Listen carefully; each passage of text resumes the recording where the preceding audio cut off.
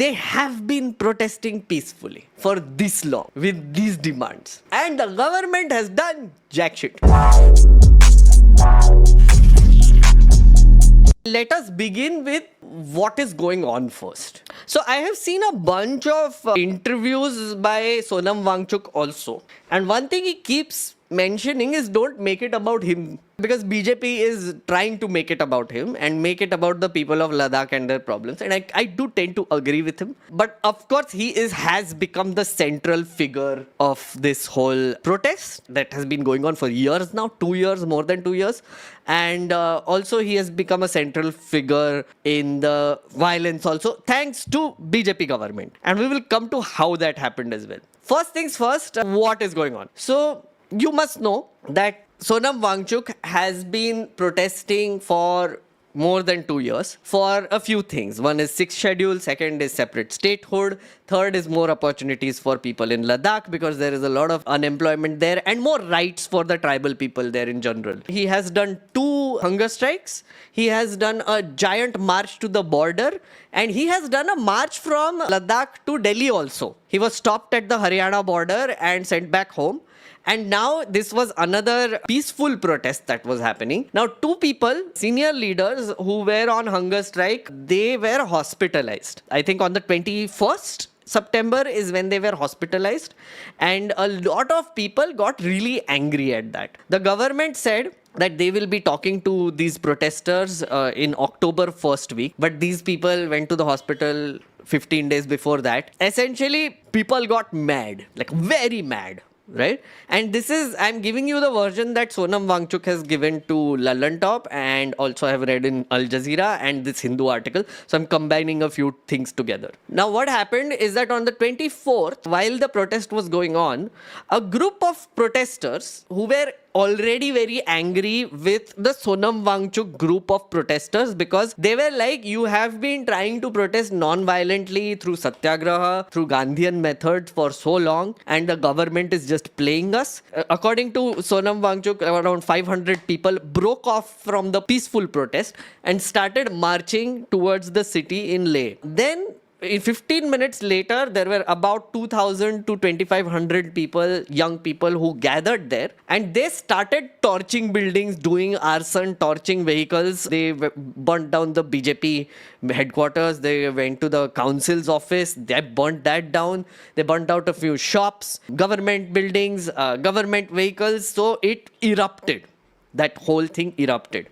Now, Sonam Wangchuk says that senior leaders from the peaceful protest, they went to the crowd and tried to assuage them, but they had to come back because the crowd had gone into a mad, angry frenzy at that point, right? There was no way to control them. So the police started reacting to that. They first did tear gas, then they did lathi charge, then they did rubber bullets, but then finally there was some live firing that happened from the police end, and 4 people unfortunately lost their lives and multiple people have been injured. That happened on the 24th. It is a horrible thing. This has not happened in Ladakh ever. Ladakh is known for like this serene, peaceful desert place. It is really scary to see things like this happening there as well. It is also a very sensitive strategic location because China. Now, uske baad, the thing is, after something like this happens, the government, what it should do, ideally in a situation like this, is send some senior leadership there. If not the home minister, some minister to meet these protesters. At least the peaceful side of protesters, and maybe even the angry mob of protesters. You can have like some parley, you can talk to them, you can go and assuage them. You can basically tell them, listen, okay, fine, it was our mistake. We were going to talk to you in October 1st week, but let's do it now. So they should accelerate the talks that they were going to do on the 6th schedule, but they did none of that. Instead, what they did was they started acting like authoritarian dictators, and they went after everyone. Now, because they were going after everyone and they needed a figurehead, of course they went to Sonam Wangchuk. As I said before, Sonam Wangchuk is the sweetest man ever. Yeah, as someone said, he's terrorizing the country with a tent. वो धूप इस दीवार में, जो ये शयन कक्ष की दीवार देख रहे हैं, वो एक हीट बैंक है. इसमें वो गर्मी जमा होकर रहे ताकि वो रात को उपलब्ध हो, जबकि गर्मी की सबसे ज्यादा जरूरत हो. तो दिन की गर्मी रात तक इस दीवार में कैद रहे या जमा रहे, संचित रहे। ये इस दीवार में हम पानी का प्रयोग करते हैं और भी कुछ मटेरियल्स का, और इसको पॉलीकार्बोनेट के पारदर्शी परतों से ढका गया है जिसमें से धूप जा सकती है मगर गर्मी वापस ना आए। तो इधर It's an insulated tent essentially. So as I said, Sonam Wangchuk, nice nerd. He got the Magsaysay award also for his work in SecMol. He started this organization called SecMol, which is an alternative school, which is sort of trying out new ways of educating people while they work. And there are like capsule education programs that it does. Again, it's all in the document. I won't go into too much details of that. But man got a Magsaysay award, and he is a very famous guy worldwide. He's an activist, inventor, and he's very well respected. Now, what happened is that he is from this place called Ladakh. It is a place which has 3 lakh population. I must say, it is a smallish place, in case you don't know, right beside Jammu and Kashmir. It used to be a part of Jammu and Kashmir, now it's not. In 2019, Amit Shah and Modi ji came in and abrogated Article 370 and reorganized the state of Jammu and Kashmir. It turned it into Jammu and Kashmir and Ladakh. So they split the state into 2. They separated Ladakh, and Jammu and Kashmir is one part. Jammu and Kashmir is with an assembly, and Ladakh was kept a union territory without an assembly. Now, there were many challenges done to this. Pretty much like in short, what the petitioners were asking is, can you really turn a state from a full state into a union territory? Now, our Justice Chandrachud, he is like, yes, of course, we can. So, Supreme Court has said that it was all good. The reorganization and the Article 370, they have given it the green flag. But what happened is that, as I said again, it was split into 2. Jammu and Kashmir with an assembly, Ladakh without an assembly. The without an assembly thing became a problem because as a union territory, it is being controlled by a LG. The LG is appointed by the central government. The central government is pretty much running the show in Ladakh. Now, the people of Ladakh have been saying that there is some budget of around 4,000 crore that is given to the area of Ladakh every year, and out of that, about 300 crore is actually given to the bodies which are supposed to do things for the people of Ladakh, but the rest of the budget is being consumed by the LG and the bureaucracy there, and they are spending it in whatever way they want. The people of Ladakh have no say in how that budget is being spent in the state of Ladakh because there is no assembly. So the demands that these people had, which is the Ladakh Apex Body, LAB, and the Kargil Democratic Alliance. Now, there are 2 parts to this. So there is the Ladakh area and there's also the Kargil area. Ladakh area is Buddhist dominated and the Kargil area is Shia Muslim dominated. So there are 2 organizations which were formed which are full of apolitical people. It is full of social political leaders. It is full of student organizations, etc. They came together and they formed these 2 bodies and they were trying to make a representation to the central government. These are the bodies which have been doing the protests also. And now Sonam Wangchuk is one of the members of the LAB.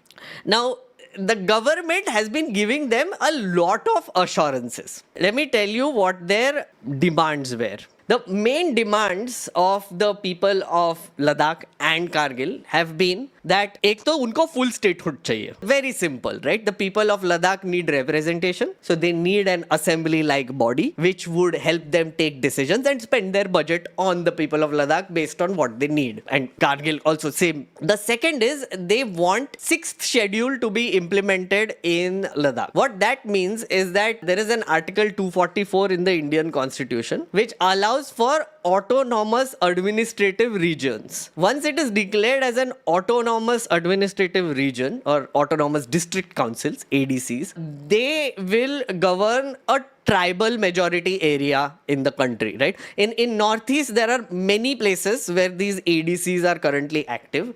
And these members, like these ADCs which will have like 25 to 30 members, it will have a term of 5 years. These are elected members or selected members in a lot of places. The population decides who goes to these ADCs and they make localized laws, rules. They have control over land, forest rights, village councils, health, sanitation. Essentially, it is a very decentralized system of administration. So what Ladakh has been asking is that, if you're not giving us full statehood, That is one demand. But the second thing they want is that Ladakh to be included in the 6th schedule, right? So which would turn them into an ADC. Now, the interesting thing is, in the 2019 elections, the BJP had actually promised in their manifesto that they will add Ladakh to the 6th schedule. Interestingly enough, when the reorganization happened in 2019, that happened after the 2019 elections, if you remember, Sonam Wangchuk actually thought, or like a lot of people actually thought, that this was one step towards declaring it as a 6th schedule. So they would first separate it, turn it into a union territory without assembly, and then implement the 6th schedule on top of it. That is something that a lot of people were theorizing, at least at that point. But what happened is that neither did they get a state, neither did they get an assembly, neither did they get a 6th schedule. But there's something else that started happening there. Do you remember what was the whole pitch of Article 370 removal? It was reintegration of the state of Jammu and Kashmir with the rest of India. But the way these Bhaktards and Bhajpille were selling it is that now you can go and buy land in Kashmir. Remember that? They were literally selling this to us, saying that, oh, you couldn't buy land in the state of Jammu and Kashmir. Now you can. Also, you can go marry the women of Kashmir now because this. Yeah. The issue is, these mainlanders, these non-mountainous mainlander Bhajpille, do not understand how much of a tricky thing that is in all mountainous areas, not just Jammu Kashmir, in Uttarakhand, in Himachal Pradesh, in Sikkim, in all these Arunachal Pradesh type places, all sorts of places which have mountains. There is one thing that people in the mountains want, is that they want to preserve their land for themselves. They hate outsiders owning their land. It is like a thing. It is literally a thing in our constitution also. The special privileges, the whole 6th schedule thing also came about for protection of land for the people, the tribes, and the people of the mountains, right? Anybody you see in Uttarakhand, Himachal Pradesh, Kashmir, sabse pooch lo. Anybody who lives in the mountains, this is like such a thing that is close to their heart. We want our land to be ours. And they hate outsiders coming in and taking over land. Bhajpille were like, oh, we will go and start buying land in Kashmir. Whoa. Now the people of Ladakh freaked out. Even then people were like, holy shit, ye kya ho raha hai? I mean, everybody freaked out, but like people of Ladakh especially freaked out, okay?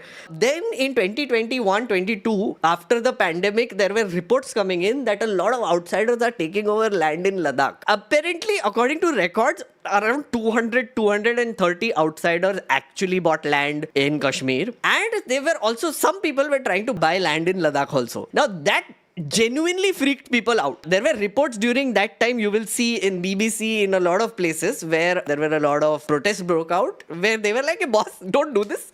We want our administration. We want the 6th schedule to be implemented. Please stop. Now that is where Sonam Wangchuk came to the front and he said, we will use Gandhian means to actually protest and put forward our demands, and we are going to write letters to the government. We're going to do protest. We're going to do unshan, and we are going to get our way through, right? Now, 2 years since 2022 and onwards, 2023, they have been protesting peacefully for this long with these demands. And the government has done jack shit. Let me show you this. They even did a giant Padyatra, by the way. Look at this. This is Climate March Padyatra from Leh to Delhi. नमस्कार, सुबह के 4:45 पर हमारे पदयात्री निकल चुके हैं। उठते हैं कोई 3:30-4 बजे। ऐसा हमें इसलिए करना पड़ा क्योंकि यहाँ मैदानों सॉरी, एक सेकंड, एक एड्रेस करना था। चोमू कौन आ गया ये? He is not an ally. Sonam Wangchuk is a sellout. Rohan, एक तो सर्टिफिकेट देना बंद कर. Not necessary at all. But Sonam Wangchuk is a Magsaysay Award winner. He is a reformer, and that's what I've been trying to establish for this long. The man is very harmless. He has been trying to be very peaceful when asking for his demands. If you can't see it, for people like you, I am trying to show you that he has been taking peaceful efforts and trying his best to put his voice forward. For 3 lakh people of Ladakh, he's been leading protests and padyatras and trying to make this authoritarian ass government listen to these people because they want to protect their land and way of life. You know who else wants to protect their way of life? The Bhajpille Hindutva bros. They also are like, oh my god, our life is changing. Oh my god, all these Muslims are taking over and Christians are taking over. Same sentiment. समझ में आ रहा है? Same sentiment वो tribals में भी है लद्दाख के.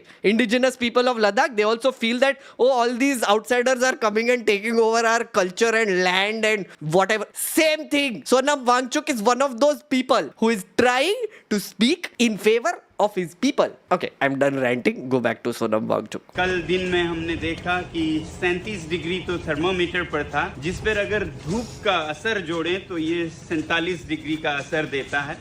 तो ऐसे में लद्दाख के लोग जो इतने ऊंचे पहाड़ों से हैं, जहाँ पर बर्फ रहता है और जहाँ से ये चल के आए हैं, यहाँ उनको पसीने से जार हो रहे थे, पानी की तरह बह रहा था उनके शरीर से पसीने. तो इसलिए हमने अब बहुत जल्दी सुबह चलने का फैसला किया है और निकल चुके हैं हिमाचल और पंजाब के सीमा पर कहीं एक सड़क से. आगे अपडेट्स देते रहेंगे. धन्यवाद. So he was stopped at the Haryana border after this and the government didn't give a shit. Now the latest update is that he has been arrested and the National Security Act has been applied on him. But the way they did it is freaking hilarious.